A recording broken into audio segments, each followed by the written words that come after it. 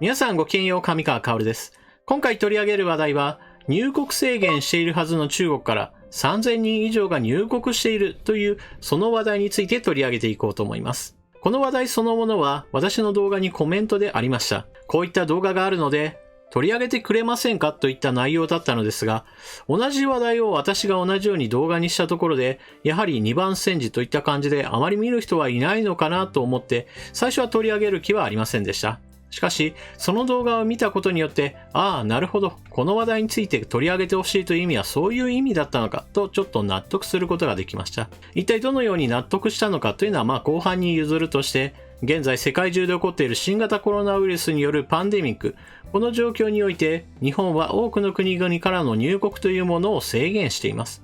このような制限の中において中国からの入国も当然のように現在は拒否している状態です。しかし話題になっている動画においては中国からの流入というものは全く妨げることができていないこれらの人々が日本における感染爆発を引き起こそうとしていると主張しています。それが本当であれば非常に深刻な状況なわけですが、一体どのような話題なのか見ていきましょう。どのような話が広がっているかご紹介します。4月に入ってから中国人3000人以上が入国している。国民向けには中国からの入国を原則拒否していると日本政府は説明しながら、実態は違った。そしてこれらの人々が感染を広げているというのが水間正則という方の主張です。YouTube チャンネル水間上皇 TV より要約しました。関連動画の再生数は4月10日以降4本で42万、23万、20万、12万、合計97万回が再生されており、かなり関心を集めていることがわかります。それでは水間氏が訴えている中国人3000人以上が入国しているという話についてのデータを見てみましょう。こちらは法務省が掲載している入国者数の推移です。4月1日は12人を審査し、そのうち11人の入国が認められましたといった具合にして、4月1日から4月9日までのデータが出ています。このデータを見ていくと、まず一番左のこちらが審査対象の人数です。12人、27人、549人、264人、その後も300人、300人、300人、300人、400人といった方たちが日本に入国する際に審査対象になっていました。そして一番右の数が、こちらが上陸を許可された人たちの人数です。この合計というのが2376人。そしてこの表にない2月1日から、そして現在の4月9日までの総合計というものが3000人というわけです。こちらが水間氏の主張している中国人が3000人入国しているという主張のデータです。特に水間氏が訴えているのは4月3日以降の入国者数が増加しているという件についてです。4月3日、審査の対象となっている人数が前日の27人から549人と急増しています。そして549人が審査され、そのうち378人の入国が認められています。このように4月1日、4月2日、こちらの方は2桁なわけですが、それ以降については一気に3桁台という日々が続いています。このあたりから水間氏は安倍政権が中国人の入国を一気に認めているという主張をしているわけです。そして実際の上陸を許可された人数については注釈がついています。この注釈については紙の下に記載がされています。注釈1、特段の事情の例は以下の通りである。中国湖北省または浙江省において発行された旅券を所持するものの、上陸の申請日前14日以内に上陸拒否の対象地域に滞在歴がないもの。令和2年4月2日までに再入国許可により出国した永住者、日本人の配偶者等、永住者の配偶者等、または定住者の在留資格を有するもの。この表で皆さんに覚えてほしいのは、まず4月2日から4月3日の変化です。4月2日から4月3日にかけて人数が大幅に上昇しました。そして上陸が認められた条件としての注釈、こちらの内容についても注意が必要です。水間氏はこの2つの情報をもとにして中国からの入国を日本政府が認めているのだという主張を行っています。それではこの件について報道各社が何か報じているかといえば報じていません。なのでこの件について言及されている方というのをまずインターネットで検索しました。するとこの方が出てきました。この件に関してデマですよと記事を書いている方がいるのでご紹介します。Twitter で問い合わせを受けるたびにデマですと返答することが多かったためか、関連のメルマガ記事を公開されています。渡辺哲也さんという方が中国人入国のデマに関してメルマガを特別に無料公開、良ければ定期購読をと呼びかけています。こちらの方は YouTube でおいては教えて渡辺さんという人気動画があります。それでは渡辺さんの記事を読んでいきましょう。グローバリズムの終焉、鎖国と分断。世界のニュースはコロナ一色であり、コロナ問題の解決なき状況では世界経済は動かない。欧米の経済活動も一時停止状態であり、世界経済の中心であるニューヨークや金融の中心であるロンドンもほとんど動いていない。日本も緊急事態宣言以降、活動の停止が拡大しており、収束はまだ見えていない。ただし、多くの国でピークアウトの予兆は見えてきており、これは良いことであるが、今回のウイルスの場合、無自覚感染者の存在と、潜伏期間の長さがその収束を難しくしている。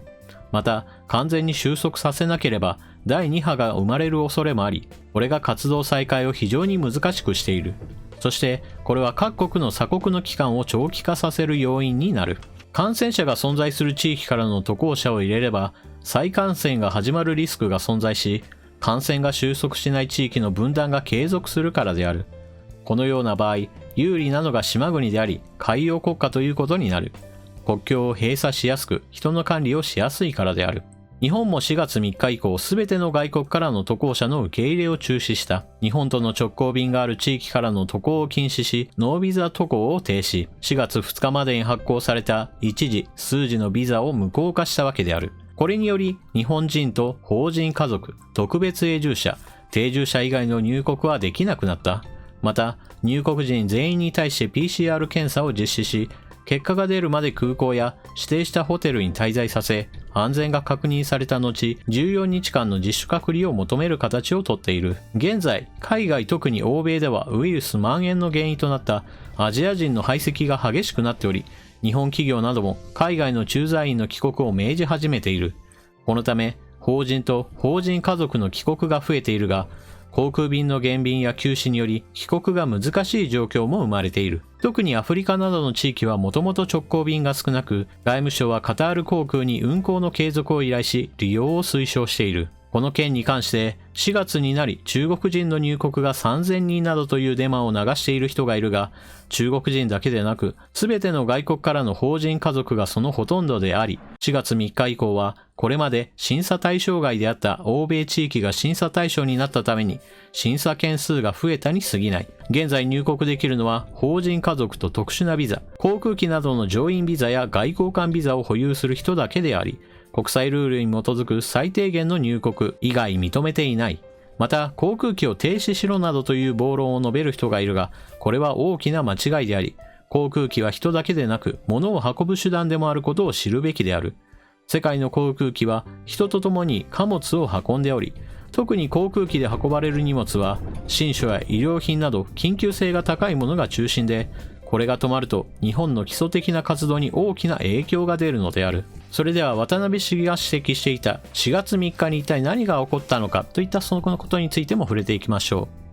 う。日本政府4月3日から入国拒否の対象地域を拡大。日本政府は新型コロナウイルスの感染拡大を阻止するため4月3日0時から入国拒否の対象を49地域追加し73地域としている。14日以内にこれらの地域に滞在歴がある外国人について特段の事情がない限り入国が拒否される。新たに対象となったのは中国、香港及びマカオを含む。ここではそれまで中国の特定地域のみを入国拒否していたのですが、この4月3日において中国全体へとその制限が広がりました。またこの時にはアメリカ、イギリス、韓国、そしてこの画面に映っている国々、さらに先ほどのページに続いてこちらにも原則入国拒否の国々の名前が並んでいます。4月3日上陸拒否対象となる国が以上のように増加しました。これが4月3日審査した上での入国数が増加した理由です。そして最初で述べたように水間氏が主張していた中国から3000人の人々が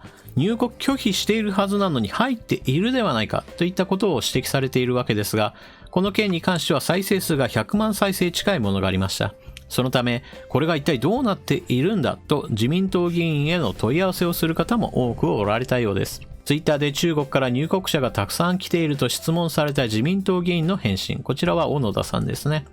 先週法務省に確認をしておりますが、特段の事情とは基本的に日本人の配偶者、日本人の子供、外交官でそれ以外の方はほぼゼロとのこと。ビザも無効。またこの2921人という数字は全世界からの入国者で中国のみではないとのこと。ただ注釈1、2の表記と異なるため念のため明日再度確認いたしますと返答しています。同じように質問された自民党議員の返答がこちらです。ご指摘ありがとうございました。すぐ確認しました。4月3日以降、我が国への上陸許可者が増加したのは、上陸拒否対象国を24から73に拡大したため、審査対象者の増加によるもので、4月3日以降の中国籍の上陸許可者は1日平均30人程度とのこと。また、1日約300人の上陸許可者の約7割は各航空機クルーの一時滞在者ですとのことです。以上様々な情報を入れた上でもう一度水増しが